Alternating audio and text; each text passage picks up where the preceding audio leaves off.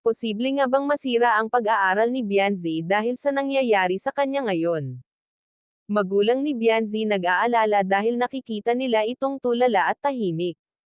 Bago ko ipagpatuloy ang maiksing reaction video na ito, hiling ko lang na patapusin ang panonood nito para malaman ang nilalaman nito, at kung bago ka pa lang sa munting channel na ito, paki-subscribe para lagi kang updated sa video ng mga kalingap.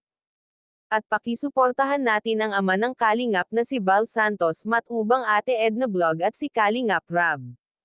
Isang mapagpalang araw sa inyong lahat mga kalingap, at shoutout nga pala sa patuloy na sumusuporta sa aking YouTube channel, lalong-lalo na sa mga viewers natin na walang sawang nanonood at sumusuporta. Maraming salamat. Labis nga ang pag-alala ng magulang ni Bianzi dahil sa ginagawa at mga pinagsasabi ng mga basher na ito. Paliwanag pa ng ina ni Bianzi na kapag nagme-message ang mga bashers kay Bianzi ay natutulala ito at tumatahimik. May isang pulis nga na pumunta kina Bianzi para imbestigahan kung sino ang basher na ito at masasama pala ang pinagsasabi nito kay Bianzi. Ang pulis na ito ay pulis ng kalingap. Maraming nag-react na dapat maresolba kaagad ang kaso na ito at maaari daw na ma-depress si Bianzi at baka masira pa pati pag-aaral nito.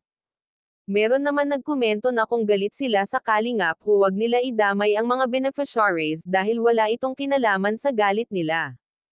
Ang mga bashers ni Bianzi ay gumagamit ng dummy account kaya posible na madali lang ito matukoy kung sino ito.